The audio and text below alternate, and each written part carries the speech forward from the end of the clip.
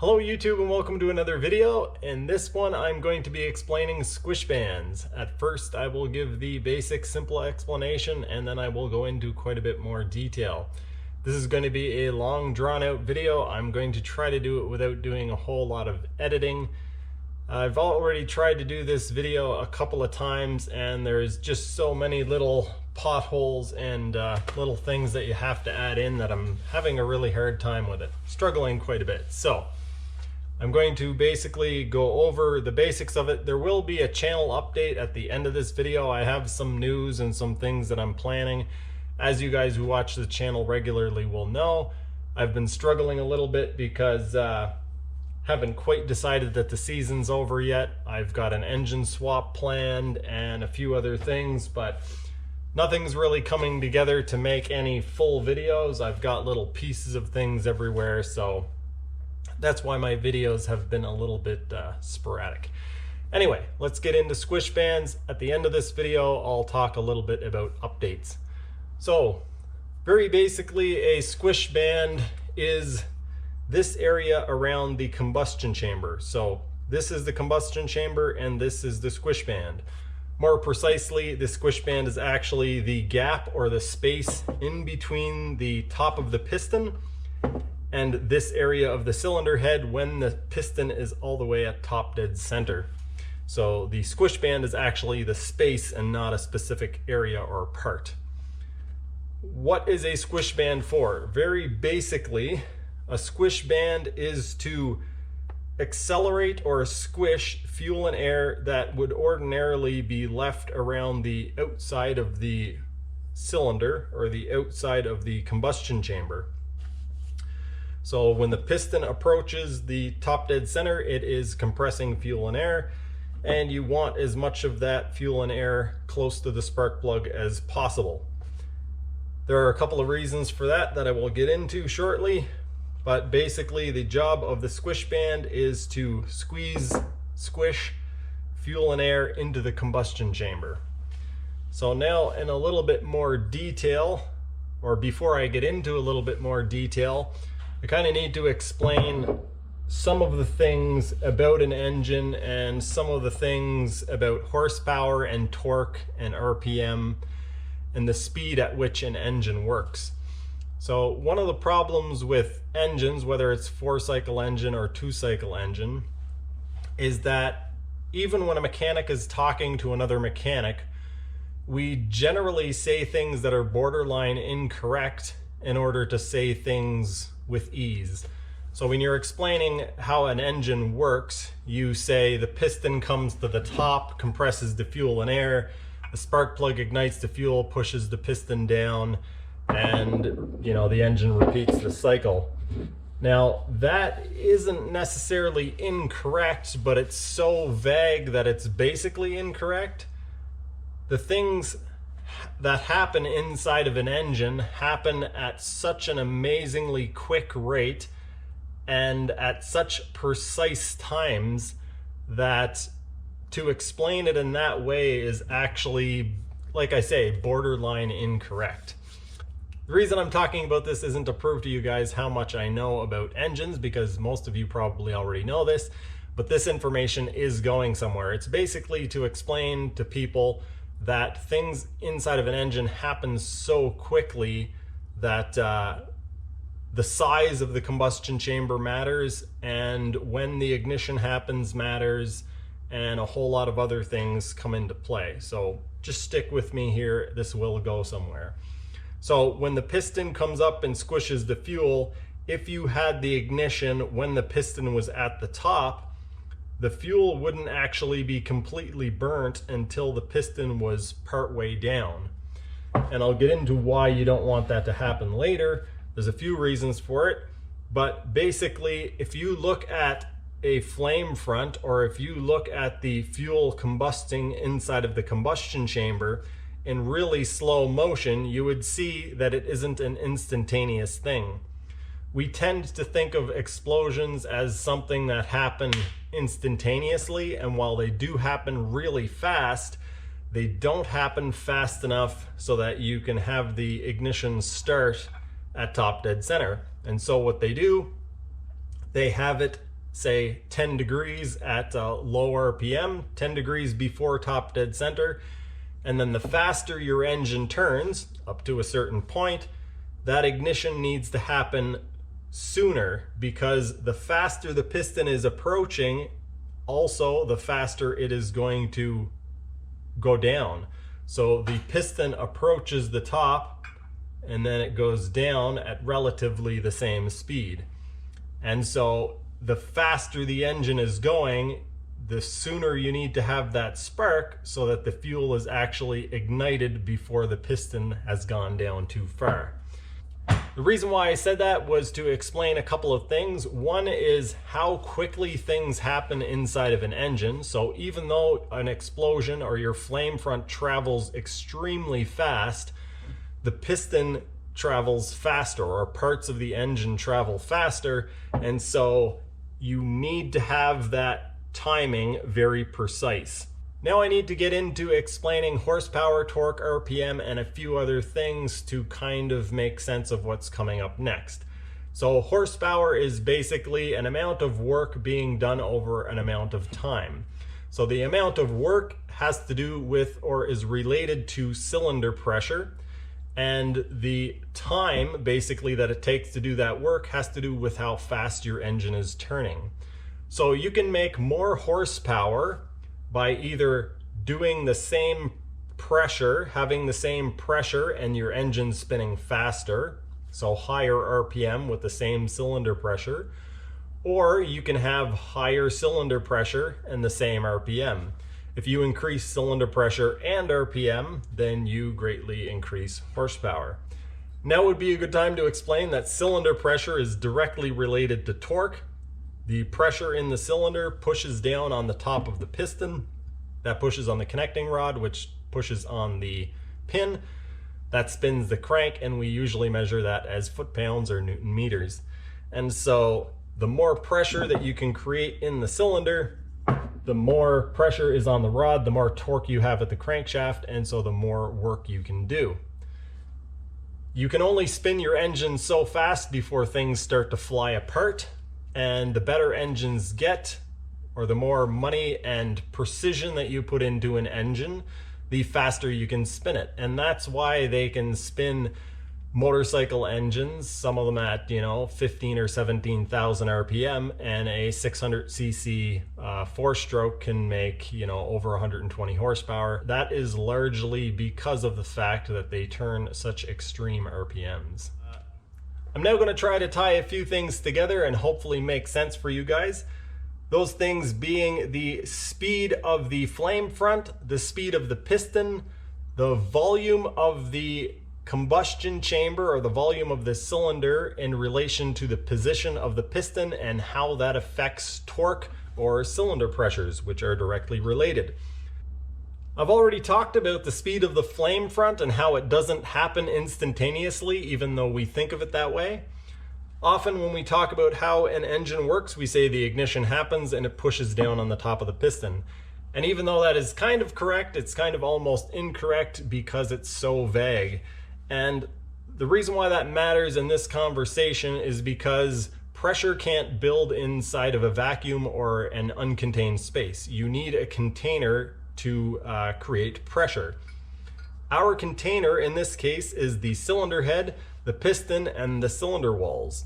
And the larger that volume is, the larger that space is, the more time it takes for the flame front to fill that space.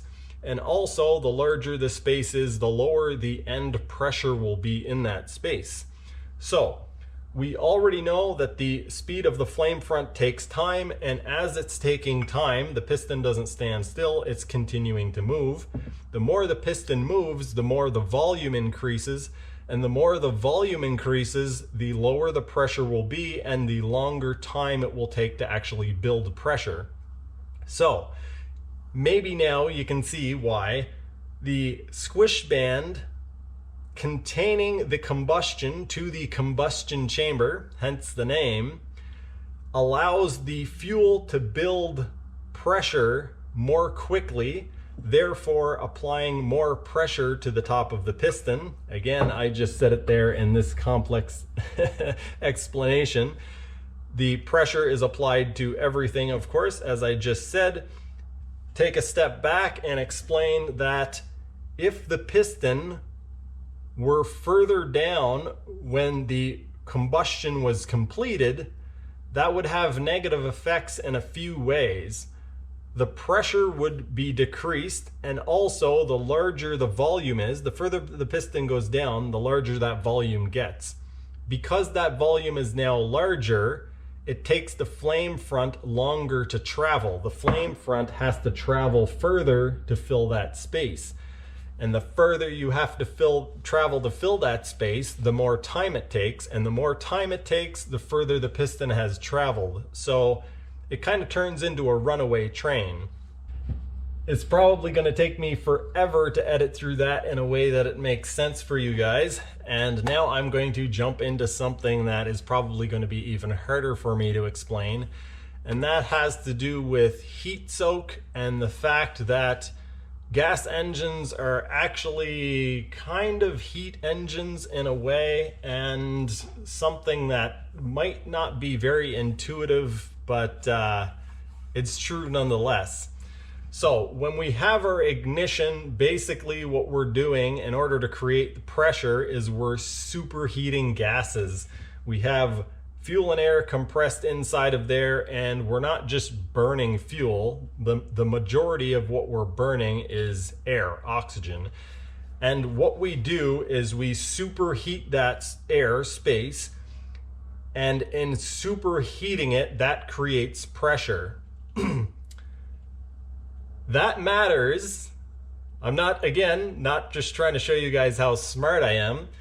That all matters because when you lose heat, you actually lose power. When we hear people talking about the efficiency of a gas engine, a lot of times people will talk about maximum efficiencies or how gas engines lose a lot of energy through heat, or they waste a lot of energy through heat. And some of that is unavoidable. But some of that happens in a way that isn't very intuitive and that you don't normally think about. So this is going to kind of spread off in two directions, and I could say it fairly quickly probably, but my brain just doesn't work that way, so bear with me. A long time ago, when everything was in black and white and everybody moved very quickly, we used to build engines out of cast iron. And the reason why we did that mostly is because cast iron takes a lot of heat, a lot more heat to melt than aluminum does. So then why do we use aluminum, and how can we get away with it? Well, somebody at some point realized that even though aluminum had a lower melting point, it also got rid of heat very quickly.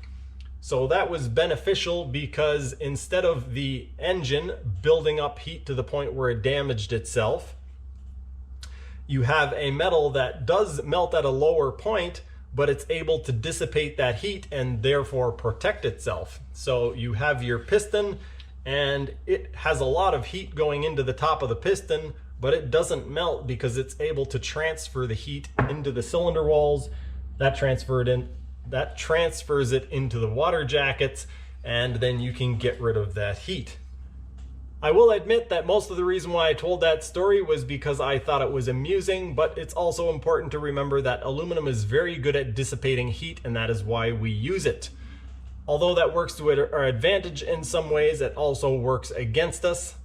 I have read on the internet and seen in videos where people have said that two-stroke engines work better the colder they are, and the only reason why we don't run them really cold is because it's not practical. And for some reason, people seem to think that's more true about two-cycle engines, but it's absolutely not true. And yeah, I'm going to explain that to you now. How far do I get into this one before I have to do a whole lot of editing to make it make any sense? Where do I start? Okay, so we've already discussed that cylinder pressure is important to create torque. And we've already discussed that the pressure inside of the combustion chamber comes from the ignition. That creates a heat source, which causes the expansion of gas. And we've already talked about how aluminum is very good at dissipating heat. So there's a bit of a problem there, and if it's not obvious, that is that The heat that we are getting rid of is also power that we're getting rid of. The less heat that there is, the lower the pressure there's going to be, the less torque there's going to be, and therefore the less work we can do, the less horsepower you're making. So that is one reason why it is important to let your engine warm up.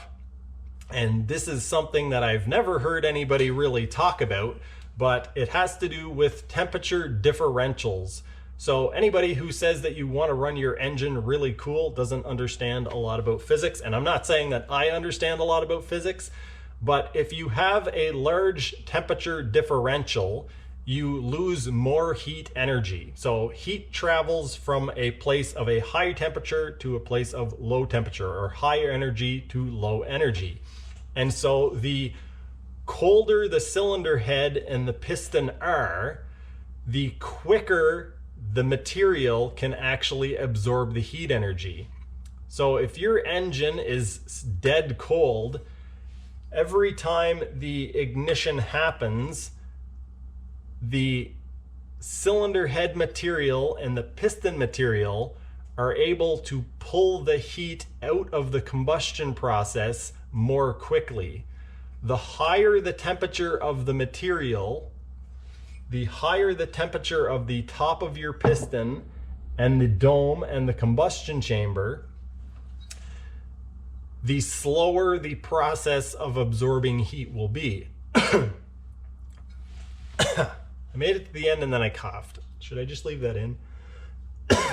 I'll be back. I'm totally keeping that part in. I said what I needed to say and then I just started to choke on my own words. So hopefully you guys can see now how temperature and pressure and the speed that things happen are kind of all related and how they're important. There's still a lot more to say about the combustion chamber and the squish band. I'm not going to talk about everything. I honestly don't know everything, but hopefully now you guys could see how reducing the area at which the combustion or the main part of the combustion actually takes place, that would reduce the area that is exposed to the flame front. By reducing the area that is exposed to the flame front, that is going to be less energy that is actually lost into the cylinder head and into the top of the piston.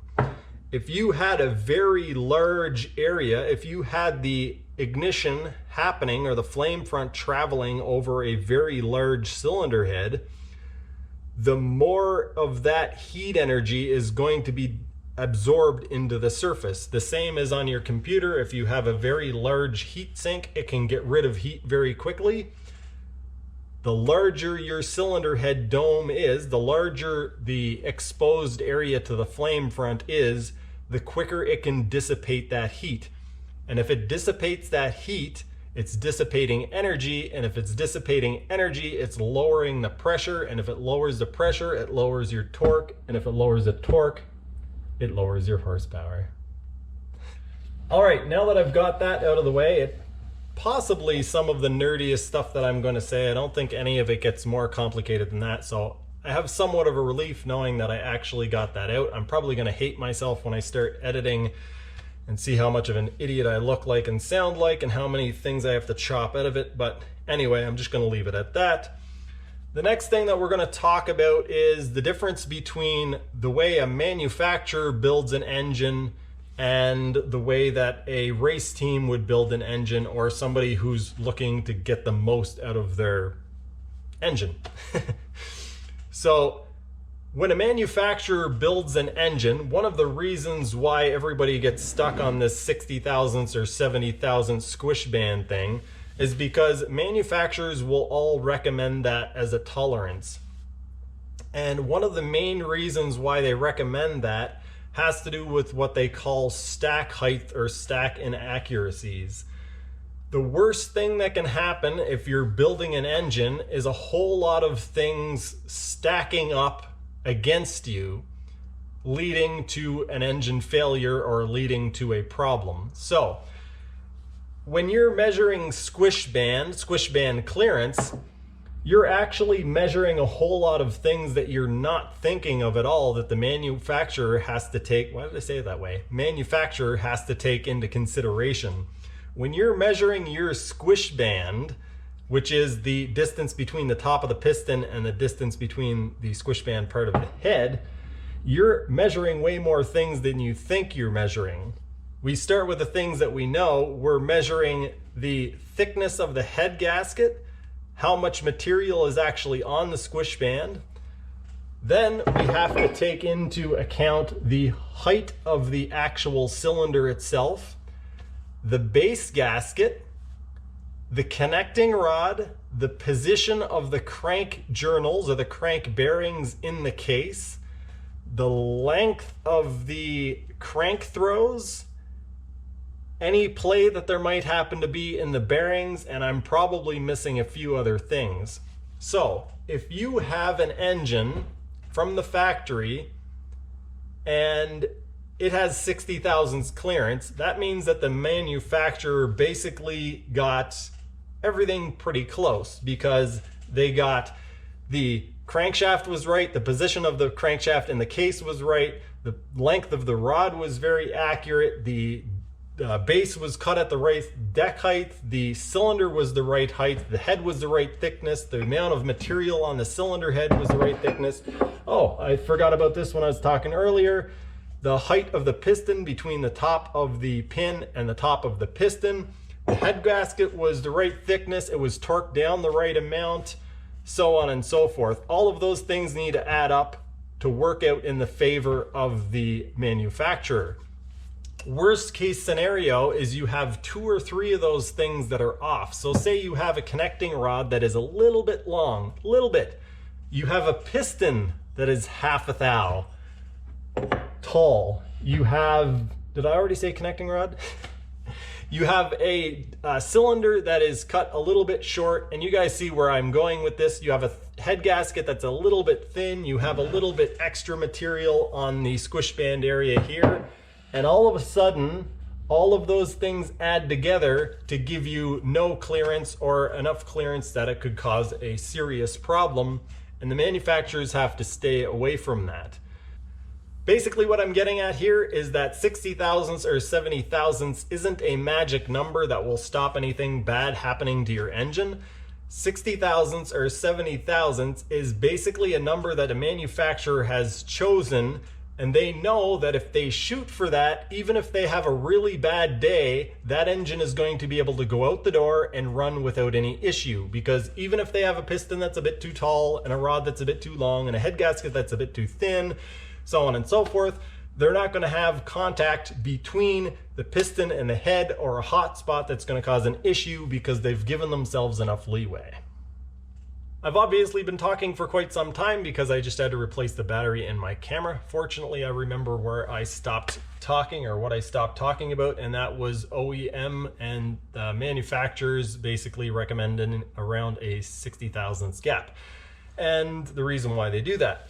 So when you start modifying your engine, one of the first things that you should do is actually check your squish band. And because you've checked it, you're no longer guessing at what it could be, you know what it is. And because you know what it is, you can get away with less of it. You're no longer going at what you think the cylinder stack height with the rod and the height of the piston and blah, blah, blah, blah, blah. Anytime you change a piston or a head gasket or whatever, you check your squish, you know what it is, and therefore you can get away with less. There still are limitations because you don't want the piston coming in contact with the cylinder head, and things like crank flex, pin flex, rod flex, material flexing basically are giving way. You can still have the piston touching the cylinder head.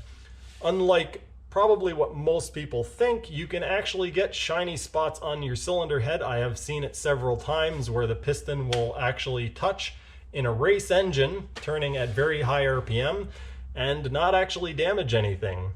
Probably still not a good idea, and I've only ever seen that in drag racing engines, so if it was maintained probably, for a very long time, then serious damage would very likely occur. Now that I've explained that, probably using way too many words, I'm going to get into one of the things that allows you to push an engine a little bit further than you would expect when you start modifying your squish band, and why you can't do that with an OEM head or a head that you've just planed off. So if you start modifying your squish band, one of the things that you're going to do is cut the angle or recut the angle of your squish band. And the reason why that helps, and a lot of people don't realize why that helps, is that even though a cylinder head is machined on the gasket surface, this area is generally just cast. And because the squish band is cast, it's going to have imperfections in it. So when your piston comes up, even if you checked it in a few places, it's not going to be exactly the same tolerance or clearance all the way around. You're going to have a little bit more of a gap in one spot and then a little pocket here and there. And we're going to get into explaining why pockets are actually bad. So most people would imagine that a really tight area in your squish band is bad. So almost touching or touching, people would probably think is the worst case scenario. But what actually matters more, and if you've been watching my videos, you might have already heard me talk about this, what matters more is pockets or fuel and air being trapped. So when your piston approaches your cylinder head very quickly, it squishes the stuff into the combustion chamber. That's what it's supposed to do. And it squishes that fuel and air out of there at a very high speed. When it's coming up, it's creating heat from the pressure, just like a diesel engine would, not quite as much, but it's creating heat from the pressure. If you're creating heat from the pressure and then you're also creating a pocket, so if you have a low spot in the squish band, if you have a pocket of fuel and air trapped in that spot, you're essentially accelerating fuel and air into its own little combustion chamber. Now that's getting a little bit creative or colorful, but hopefully it will kind of highlight or explain to you guys how that would be a problem. You're creating a whole lot of pressure and heat right before ignition into a hot cylinder head and a hot piston, and you're creating a little pocket of fuel and air. So the reason why that's a very bad thing is because you've now created a space where there's fuel and air that can burn separately from the fuel and air in your combustion chamber where you want it to burn. Hopefully you guys are able to understand now how a low spot could be just as bad as a high spot. So basically fuel and air being trapped in the squish band could actually be as bad or worse than a spot being very close.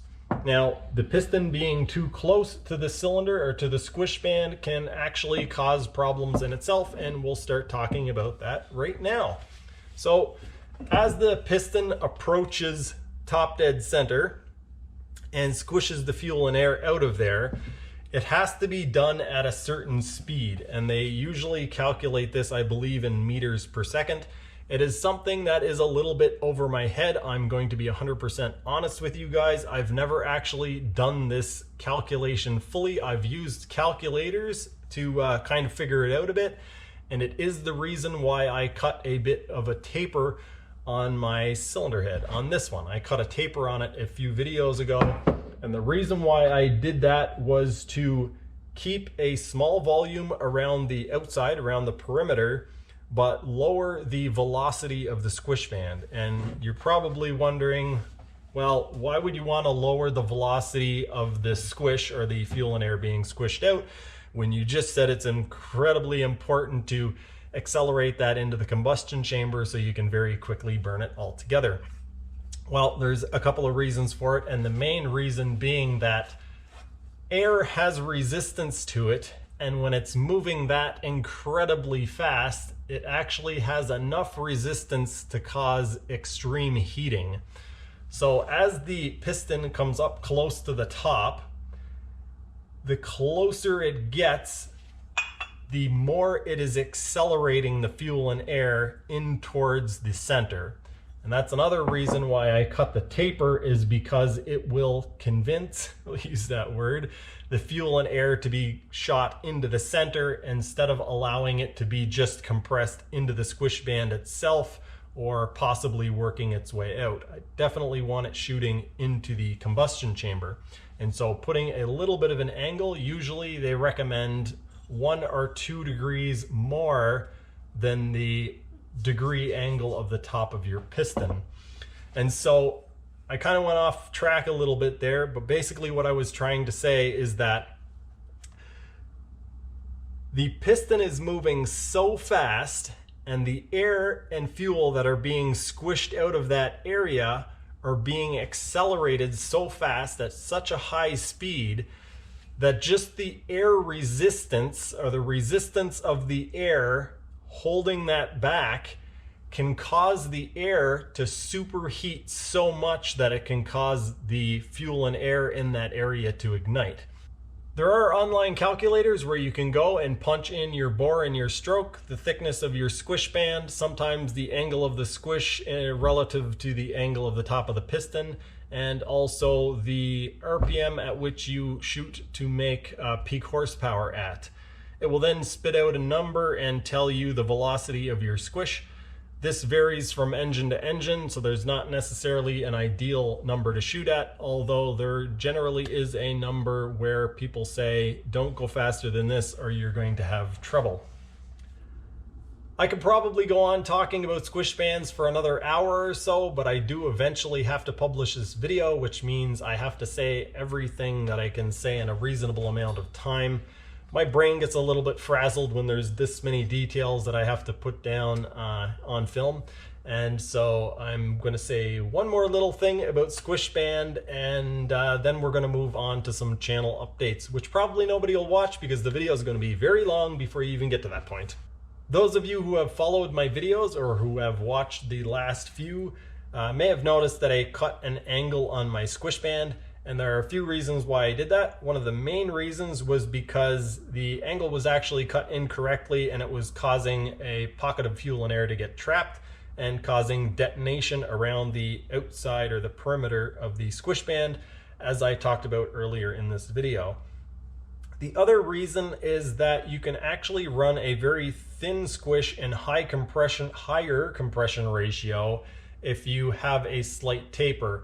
And I've just talked about basically the velocity, and that kind of ties into this a little bit, which is why I saved it for now.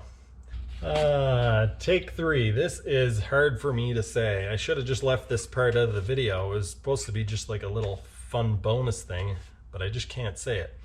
Okay, so one of the benefits of having a tighter squish around the outside of the squish band and then a little bit more clearance around the inside of the squish band, or where it leads into the combustion chamber, is that it actually influences or helps push the fuel and air into the combustion chamber or accelerate it into the combustion chamber. And I have this piece of cardboard that will call the fuel and air, and I'll shape it in the shape of what a normal squish band would be. So we have a normal squish band, and it's we'll call it 60 thousandths here and it's 60 thousandths here. So when my thumb is the cylinder head and my finger is the piston, and it comes down and it mashes it. Now, because there is a cylinder wall here and this is the combustion chamber, if I smush this hard enough, it's going to push it that way. It has no choice but to go that way. But the reality of it is that the piston isn't trying to push the fuel and air in any direction. All the piston is doing is compressing the fuel and air, and the fuel and air is escaping to the lower pressure area. Now, on the other hand, if I have a bit of a taper, we'll call this the taper. So once again, this is the fuel and air, and it's sitting in a tapered area. So we'll say this is the top of the piston and this is the squish band. And so when the piston approaches and hits it, it very obviously, because this is a wedge shape, it tries to accelerate it in a specific direction, and that specific direction is the combustion chamber. So the piston isn't just smushing the fuel and air into the squish band, it's smushing it in a controlled direction into the combustion chamber. And if that wasn't enough, I have one other bonus thing for you, and that has to do with detonation. Before I go any further, I have to explain the difference between detonation and pre-ignition. And people often use these interchangeably, and they're not the same thing. I'm guilty of it. I'm sure I will probably say the wrong thing in the future at some point, and you guys can call me an idiot when I do. But yeah, detonation and pre-ignition are actually two different things. Pre-ignition is exactly what it sounds like. Ignition that happens before the ignition. So it's ignition that happens before the spark happens. So it can happen because of a hot spot on the head or some carbon that stayed really hot, or yeah, if you have a really hot spot on the cylinder head, or a hot valve in a 4-stroke, or the spark plug is really hot. The piston can be coming up, and as it compresses the fuel and air is getting hot from the compression, and then also you have your hot spark plug or a hot piece of carbon, and before the spark actually happens, pre-ignition, you get the fuel and air igniting, and the piston is still coming up, and it pushes down on the piston while the piston is still coming up. Obviously, that's a problem. It's not going to give you very good performance. The difference between pre-ignition and detonation occurs when you have what we'll call an ordinary ignition. So basically, we've got our fuel and air in here, but there's also a thin layer of fuel and air, we'll say in this scenario, around our squish band. What happens is your fuel and air ignites inside of here, and as it ignites, again, going back to pressure doesn't just happen against empty space. Pressure has to expand out into a space, and then once it is contained, the pressure can rise. So as your ignition happens, the pressure in this whole area rises. And if you have some fuel and air trapped out around these areas, or anywhere, if you have fuel and air trapped anywhere, the pressure increase inside of the combustion chamber can rise the pressure enough in a separate area. So we'll say that we'll use this as an example. We have our ignition here, and the pressure starts to rise. It's rising everywhere inside of this area at the same time. We've got some fuel and air here. This fuel and air can actually ignite without the flame front reaching it. And so then you have two flame fronts running into each other, and that's where you get spark knock. That is what detonation is. And I've ranted on so long, I forget why I was even talking about that. Ah, yes, angle of my squish. So this might get a little bit confusing because I just went through a whole thing telling you guys how it's very important to have the ignition happen very quickly, to have the flame front travel very quickly so that the pressures increase quickly, and therefore you get more power and blah, blah, blah. Increased torque, increased power, all that. So the reason why I cut an angle, or another reason why I cut the angle, is because it makes for a more gentle transition between pressures. So you're never going to get all of the fuel and air out of the squish band. The only way you would do that is if the parts were touching, and they can't always touch, because if they were touching at 1,000 RPM, then at 2,000 RPM they would be smashing into it really hard, and at 5,000 RPM it would rip your head off. Not your head, but your head. So you can't have it so that no fuel and air is trapped in there. You're always going to have a little bit. The goal is to reduce the amount as much as you can within reason, within the velocity of the squish speed and all that stuff that I've already gone over. And there's a whole lot more complexities on top of that. Basically, when the ignition happens, you have your expansion of gases inside of the combustion chamber. And when you have a larger area around the outside of the squish band, that allows for a gradual ramping up of pressure through the squish band area.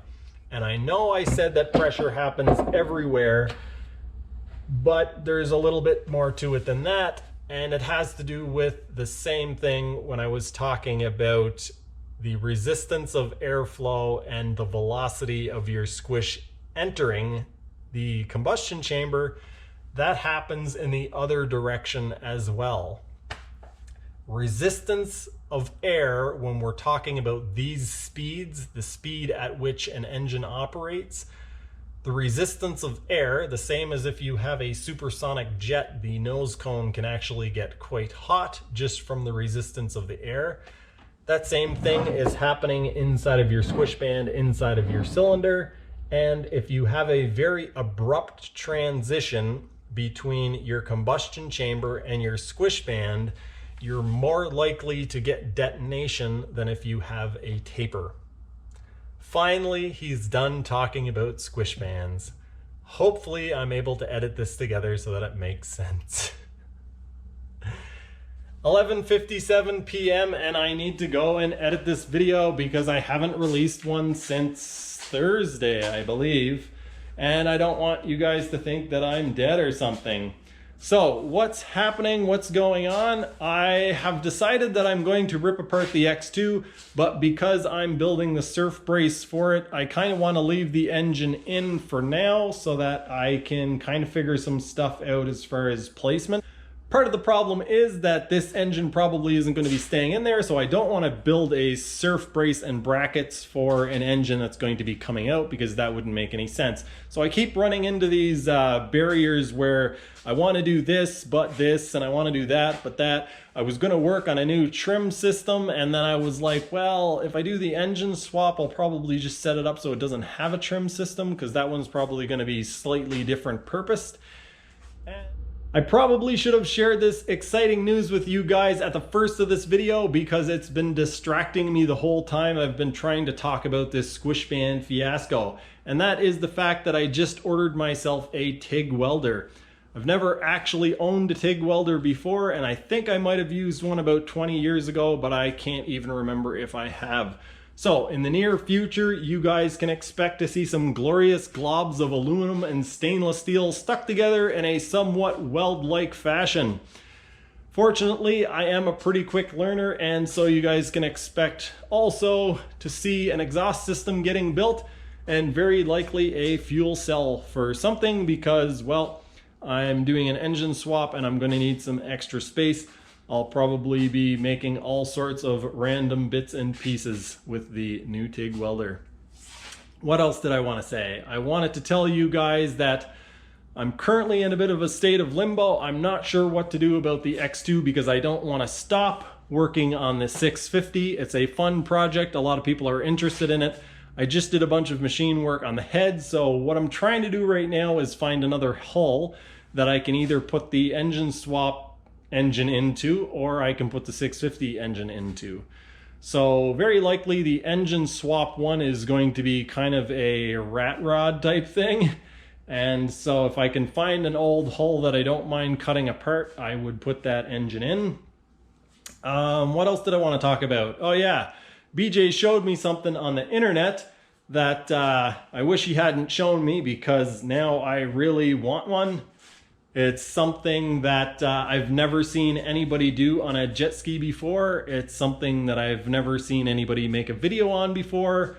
So I think it would be really cool and yeah, very, very, very, very fun. But I'm not going to say any more about it until I actually make my mind up. I'm walking around with a camera talking about buying all these things and needing another jet ski and the fact that I just bought a welder, and I don't want you guys to think that I'm rolling in dough. I probably don't need to say this, but I'm going to say it anyway, hopefully to avoid some confusion. I was just talking about purchasing a new welder, a hull for my engine swap project, some surprise parts for a project that I might do, and so on. The reason why I'm saying this is because I'm definitely not well off, and you guys might have heard me say that. The truth of the matter is that I work seasonally and I am currently unemployed until April. So I'm going to do whatever it takes to keep the channel content interesting and to keep the channel alive, But don't get confused when you see me buying expensive parts and pieces. I'm just doing whatever it takes to get through. Hopefully my squish band explanation didn't just confuse everyone, and you guys can now see that something that seems as simple as a squish band is actually quite complicated when you look at it in detail. Pretty much every part of the two-cycle engine is that way, everything from crankcases to ports to the exhaust system. They all work together to make something that's fairly simple work very well. Anyway, that's going to do it for this one. I hope you guys enjoyed. Thanks for watching, and I'll see you next time.